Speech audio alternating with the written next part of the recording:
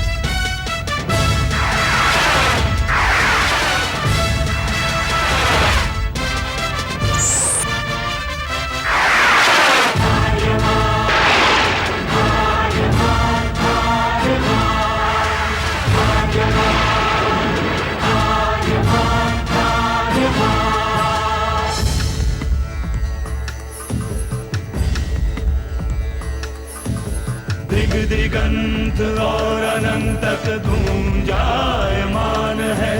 ब्रह्मनाद है विधि का वो अटल विधान है।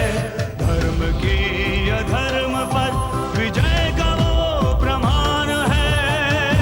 जायमान है वो अटल विधान है।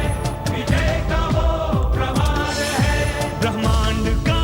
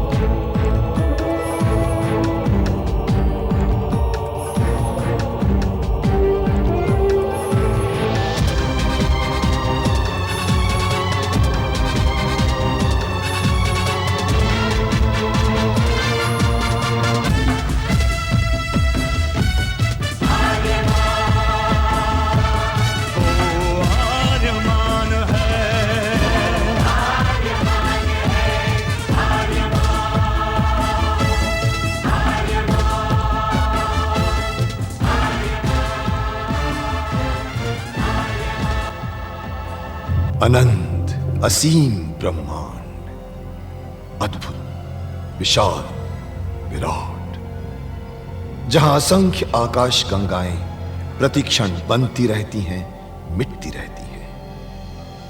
हर आकाश गंगा में होते हैं अनगिनत तारे, अनेकों सूरज, और सूरज के साथ होता है अपना सौर मंडल, जिसमें रहते हैं अनेकों ग्रह। न जाने कितने सूरज चमके और बुझ गए, न जाने कितने तारे चमके और खो गए, न जाने कितने ग्रह, कितनी पृथ्वियां, कितनी सभ्यताएं बनी, बढ़ी और खो गई समय की इस अनंत धारा में।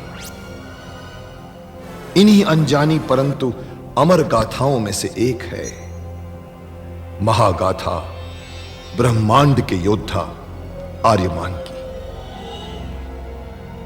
बहुत समय पहले पृथ्वी से लाखों प्रकाश वर्ष दूर आर्याना आकाश गंगा में एक ग्रह था, थार।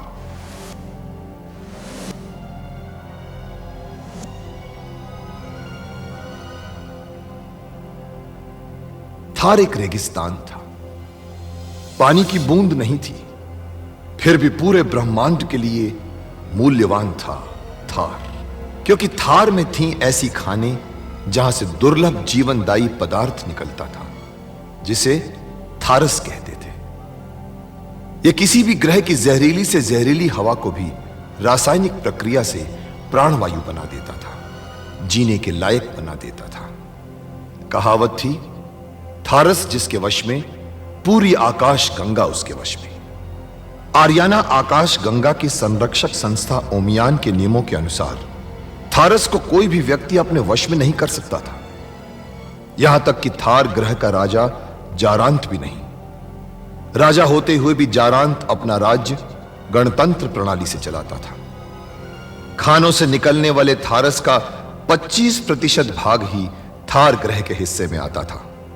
बाकी का हिस्सा ओसेक अंतरिक्ष संगठन में चला जाता था।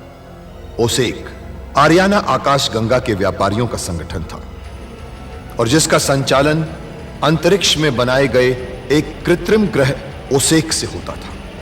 मगर ओसेक संगठन में कई व्यापारी ऐसे भी थे जो अति महत्वाकांक्षी थे, जो पूरे ब्रह्मांड में अपना आधिपत्य स्थापित करना चाहते थे। परंतु जब तक ओमियान था तब तक कोई कुछ नहीं कर सकता था। ओमियान अंतरिक्ष के लोगों की संरक्षक संस्था थी, जो अंतरिक्ष के निवासियों के हितों का पूरा ध्यान रखती थी और अपनी शांति सेना के द्वारा संपूर्ण ब्रह्मांड में शांति और व्यवस्था बनाए रखती थी। इसी ओमियान संस्था का अध्यक्ष था महान होशिंग। होशिंग जिस ग्रह पर रहता था उस ग्रह का नाम था गुरुक्षेत्र, जहां आज छिड़ी हुई है एक महाजंग।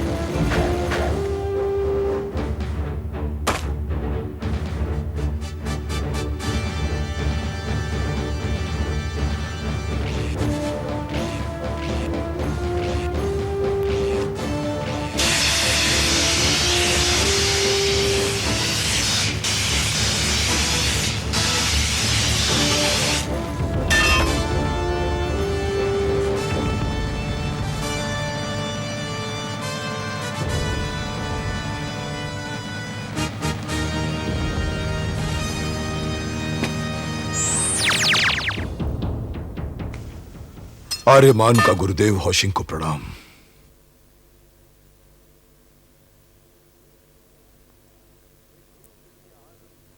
एक गुरु के लिए आनंद नहीं इससे बड़ा जब उसी का शिष्य उसे परास्त कर दे। सिद्ध हुए तुम शस्त्रों की परीक्षा में आर्यमान। शास्त्रों की परीक्षा में भी मैंने नहीं पाया शिष्य तुमसे श्रेष्ठ। योद्धा नहीं है ब्रह्मांड में तुम्हारे समान। मुक्तिदाता होगे तुम ही, आर्याना आकाश गंगा के। आपके आशीर्वाद से सब कुछ संभव है आचार्य। परंतु स्मरण रहे, शत्रुता के लिए कभी शस्त्र मत उठाना हाथ में। शस्त्र उठाना सदैव शास्त्रों के सम्मान के लिए, धर्म की रक्षा के लिए। शक्ति की सार्थकता होती है तभी जब वो बनती है भुजा दुर्बलों की, आंख अंधों की, आवाज गूंगों की। जितना मेरे पास था मैंने तुझे दिया आर्यमान। शेष तुझे सीखना है जीवन से। मेरे जीवन तो आपके चरणों में है आचार्य। आपके वचन मेरे लिए शास्त्र हैं और आपके इशारे मेरे लिए आदेश। और ये गुरुक्षेत्र मेरे लिए विश्व है आचार्य। मुझे और कुछ नहीं चाहिए, मुझे और कुछ नहीं चाहिए। गुरु शिष्य का गर्भ होता है आर्यमान, और एक ना एक दिन गर्भ तो छोड़ना ही पड़ता है जीने के लिए। समय से अधिक रहना गर्भ में हानिकारक होता है दोनों के लिए। तेरा जन्म नहीं हुआ इस गुरु क्षेत्र से बंधे रहने के लिए। अनंत ब्रह्मांड है तेरी कर्म भूमि, और तेरा कर्म है मुक्ति आर्याना अंतरिक्ष की। आर्याना, अंतरिक्ष, ब्रह्मांड, मेरे कंधों पर इतना बोझ मत डालिए आचार्य। मैं तो केवल आपका शिष्य रहकर ही संतुष्ट हूं। शिष्य रहकर संतुष्ट है, केवल संतोष तेरी नियति नहीं है आर्यमान। तेरी भुजाओं में अंतरिक्ष का भविष्य है। स्वप्न है तू जिसे देखा है आर्याना ने शताब्दियों से अपनी मुक्ति के लिए। तू ना तो गुरु क्षेत्र का था, ना गुरु क्षेत्र का है, ना गुरु क्षेत्र का रहेगा। अरे गुरु क्षेत्र तो मात्र एक पड़ाव था तेरी अनंत यात्रा में। तो फिर मैं कौन हूं आचार्य? मेरा परिचय क्या है? मुझे आज तक नहीं बताया गया है कि मेरे मां बाप कौन है, कहां जन्मा हूं मैं, कैसे यहां आया हूं, कहां से आया हूं, कहां जाऊंगा मैं। क्यों मेरे कंधों पर इतना बड़ा बोझ डाला गया है आचार्य? समय आ गया है कि तू स्वयं मिले अपने इतिहास से आर्यमान। इतिहास? हाँ, एक दिन तुझ पर पुराण लिखे जाएंगे। बनेगा तेरा इतिहास महागाथा ब्रह्मांड की। प्रारंभ होती है तेरे जन्म से कई प्रकाश वर्ष पहले, जब हुआ था इस अंतरिक्ष का सबसे भयानक परमाणु युद्ध। लाखों ग्रह और उपग्रह तो क्या, तारे तक झुलस गए थे इस महायुद्ध में। बचे हुए ग्रहों के लोगों ने अपने प्रतिनिधि बुलाए शांति की स्थापना के लिए, ओमियान की स्थापना के लिए। तब से ओमियान के संरक्षक शांति और व्यवस्था रखते आए हैं अंतरिक्ष में अपनी शांति सेना से। अध्यक्ष रहा हूं मैं तब से ओमियान का। लेकिन जीवन चलता नहीं केवल शुभ से, अशुभ का प्रतीक भी आता रहता है। बार बार कोई ना कोई आता रहता है शांति भंग करने के लिए। ऐसा ही एक प्रतीक था उसे एक व्यापार संघ का महासामंत नारक, मेरा ही एक बिगड़ा हुआ शिष्य। नारक अति महत्वाकांक्षी था। उसने मेरी शिक्षा का दुरुपयोग किया। अधिक धन कमाने के लालच में उसने कई व्यापारियों की हत्या कर दी और उनके व्यापार पर अपना अधिकार जमा लिया। उसने इतना धन इकट्ठा कर लिया कि थार नरेश चारांत को भी चालाकी से अपने जाल में फंसा दिया और जीवन उपयोगी थारस पर अपना ठेका जमा लिया। समस्त ब्रह्मांड में वो अपनी मनमानी करने लगा।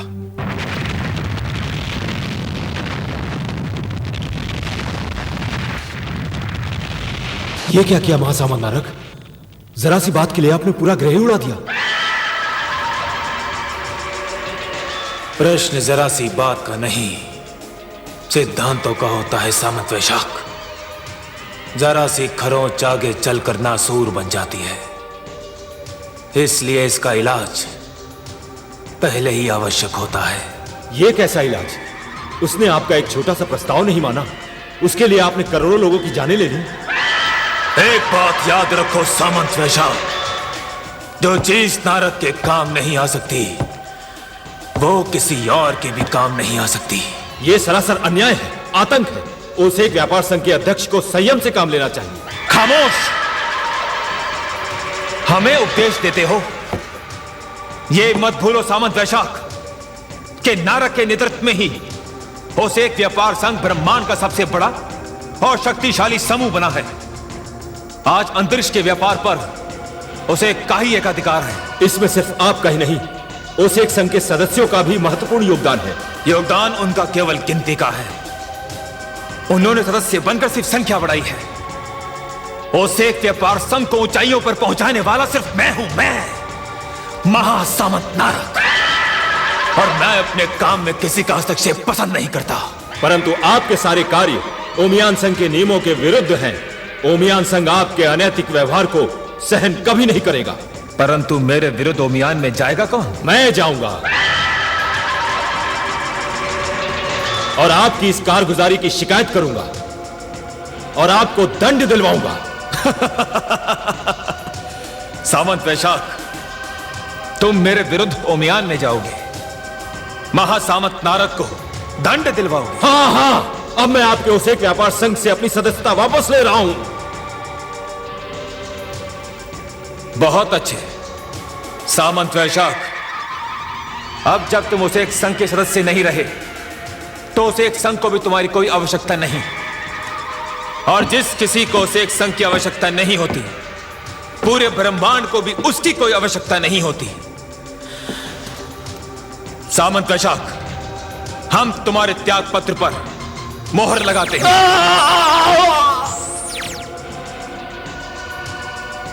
नारक की महत्वाकांक्षा ब्रह्मांड से भी बड़ी है, तो उसके सामने यह हरियाणा आकाश गंगा का चीज है। जो हमारी महत्वाकांक्षा के विरोध में सर उठाएगा, वो सर इसी प्रकार कुचल दिया जाएगा। हरियाणा तो नारक के विजय अभियान का प्रथम चरण है। उस पर अधिकार करने के लिए पहले हमें थार ग्रह के महाराज जारांत के थारस पर पूरा अधिकार प्राप्त करना होगा, और उसके बाद उसे एक व्यापार संघ के अंतरिक्ष यान ब्रह्मांड की दूसरी आकाश गंगाओं की यात्रा करेंगे, उन पर विजय प्राप्त करेंगे। ओसेक को ब्रह्मांड के कोने कोने में पहुंचाने का सपना देखा है महासामंत नारक ने। अगर कोई हमारी महत्वाकांक्षा के विरोध में खड़ा होने की कोशिश करेगा, तो उसे नारक से भी बड़ा सपना देखना चाहिए, और उसके पास नारक से भी ज्यादा खतरनाक दिमाग होना चाहिए। प्रणाम महासामंत नारक। जाबू नरेश शोर ने क्या उत्तर दिया दूत? ये अटक अटक कर क्या बोल रहे हैं? साफ साफ क्यों नहीं बोलते? जाबू ग्रह के राजा शोर ने अपनी पुत्री के साथ आपके विवाह प्रस्ताव को अस्वीकार कर दिया है। क्या? और तुम बुजदिलों की तरह वापस आ गए? आगे मुझे कदम बढ़ाने की आपकी आज्ञा नहीं थी महासामंत नारद। मूर्ख, ऐसे मामलों में नारद की आज्ञा की आवश्यकता नहीं होती। उस बुड्ढे की इतनी हिम्मत कि हमारे प्रस्ताव को ठुकरा दे।